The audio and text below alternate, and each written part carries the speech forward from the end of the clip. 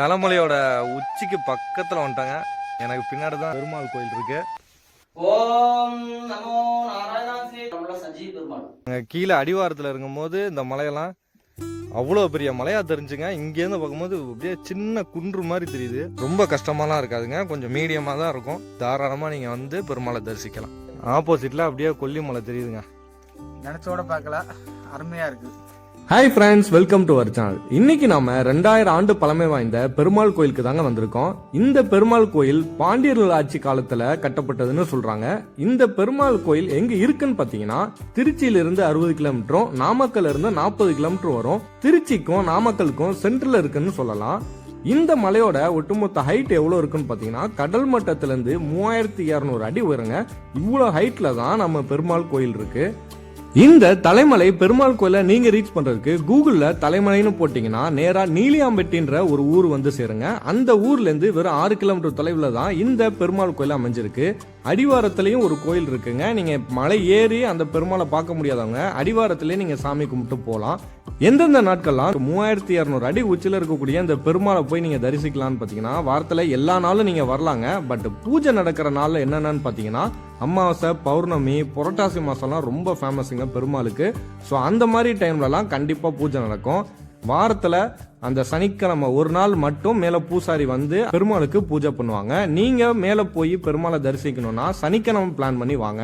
Suppose நீங்க ஞாயிற்றுக்கிழமை தான் உங்களால வர முடியும்னா, நான் பூசாரியோட கான்டாக்ட் நம்பர் டிஸ்பிளேல தரேன். முன்கூட்டியே அவர்கிட்ட இன்ஃபார்ம் பண்ணிட்டீங்கன்னா உங்களுக்காக ஞாயிற்றுக்கிழமை காலைல வெயிட் பண்ணிக்கிட்டு இருப்பாரு. நீங்க போய் ஞாயிற்றுக்கிழமை பெருமாளை பார்த்து பூஜை பண்ணிட்டு வரலாம்.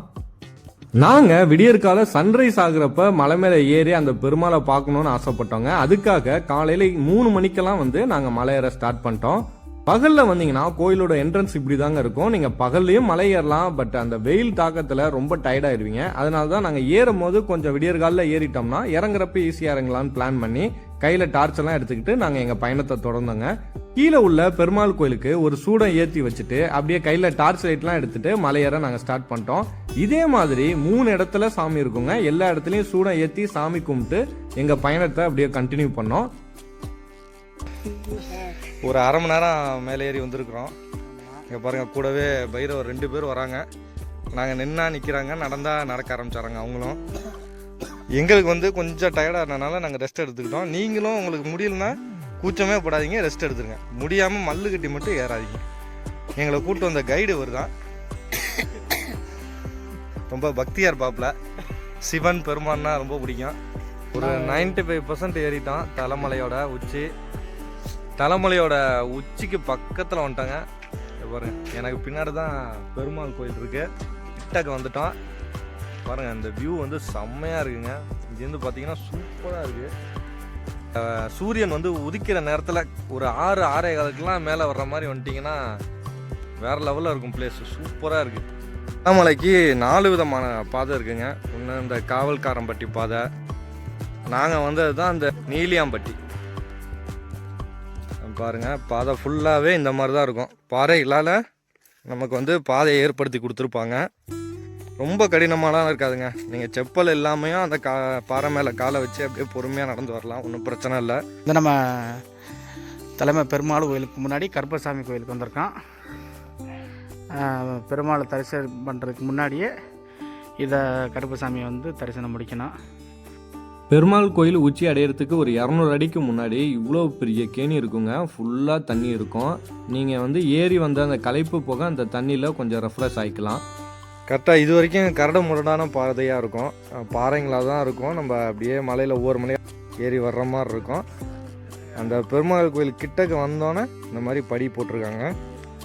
சூப்பராக இருக்குது. இவ்வளோ ஹைட்டில் வந்து எப்படி இந்த மாதிரி படியெல்லாம் போட்டாங்கன்றது ஆச்சரியமாக தான் இருக்குது. பாருங்கள், சூப்பராக போட்டிருக்காங்க. பார்த்தீங்கன்னா நடந்து வந்த பாதை தான் இந்த அங்கே தெரியுது பாருங்கள், அப்படியே ஏறி வரோம் பாருங்கள். இது வழியாக தான் அப்படியே ஏறி அப்படி சுற்றி இந்த மலையில் அப்படி வரோம். ஆப்போசிட்டில் அப்படியே கொல்லிமலை தெரியுதுங்க.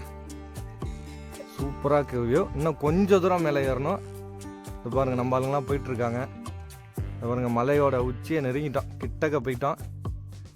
பக்கத்தில் போயிட்டு உங்களுக்கு வந்து பெருமாளை வந்து நாங்கள் காமிக்கிறோம்.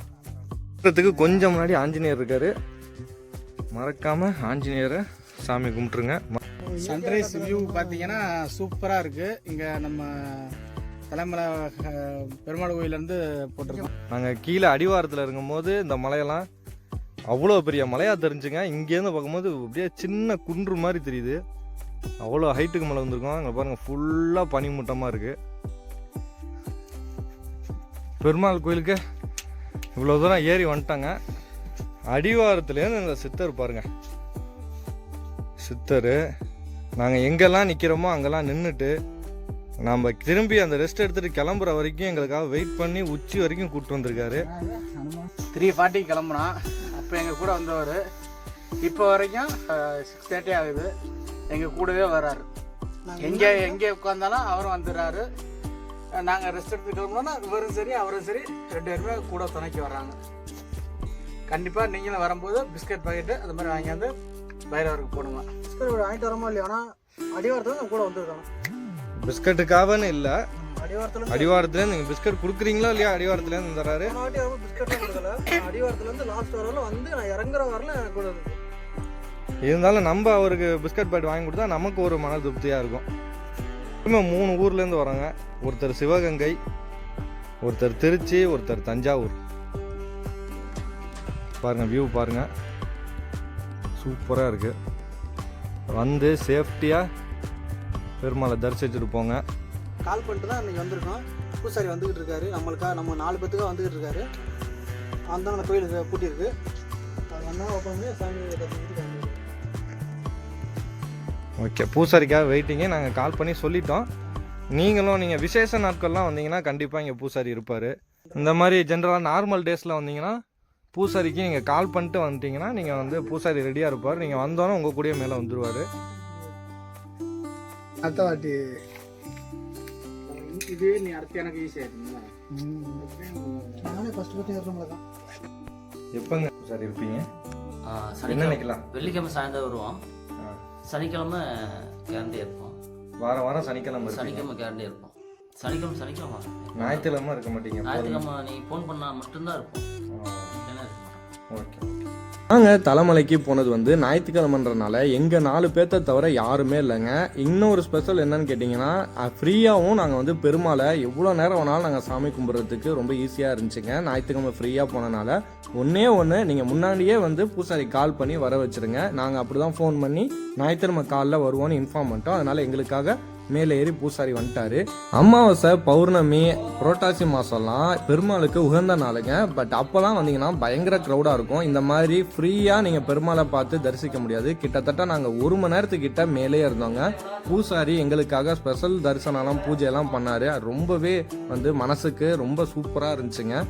பூஜையெல்லாம் முடிஞ்ச பிறகு 2000 வருஷம் பழமை வாய்ந்த இந்த கோயில்னு சொன்னல, பாண்டியர் காலத்தில் கட்டப்பட்டது. ஸோ அந்த கல்வெட்டுகள், அந்த சிற்பங்கள்லாம் பார்த்து நாங்கள் சுற்றி பார்த்து ரசிச்சுக்கிட்டு இருந்தோம். கூடவே அந்த சைடு எட்டி பார்த்தீங்கன்னா பயங்கரமான பள்ளங்க, செம்ம டீப்பாக இருந்துச்சு. ஒரு 4-5 வருஷத்துக்கு முன்னாடி கூட ஒருத்தர் இங்கே வந்து சுற்றி வர்றப்ப இறந்து போயிட்டார் கீழே விழுந்து. ஸோ அதனால் அந்த பாதையெல்லாம் அடைச்சிட்டாங்க. பட் சுற்றி நான் அவங்க பார்க்கும் போதே ரொம்ப பிரமிப்பாக இருந்துச்சு. இவ்வளோ ஹைட்டில் எப்படி இந்த கோயிலை கட்டினாங்கன்னு பயங்கர பிரமிப்பாக நாங்கள் வந்து வியந்து பார்த்துக்கிட்டு இருந்தாங்க. சூப்பராக இருந்துச்சு அந்த இடம். இதை பிடிச்சிக்கிட்டு காலை இங்கே வைக்கணும். இங்கே வச்சு அப்படியே சுற்றி போயிருக்காங்க. ரிஸ்க்கு தான். பாருங்க எவ்வளோ பெரிய பள்ளத்தாக்கு பாருங்க. இது உங்களுக்கு கேமராவில் அந்த அளவுக்கு தெரியுமான்னு தெரில. 2.5 மணி நேரம் மேலே ஏறி நாங்கள் பெருமாளை பார்த்து தரிசிச்சுட்டு ரிட்டன் ஒரு 2 மணி நேரத்துலேயே கீழே இறங்கிட்டோங்க. உச்சி வெயில் வர்றதுக்கு முன்னாடியே ஒரு 10-11 மணிக்குள்ளே நாங்கள் கீழே இறங்கிட்டோம். நீங்களும் போய் பெருமாளை தரிசித்து பலன் பெறுங்க. நன்றி, வணக்கம்.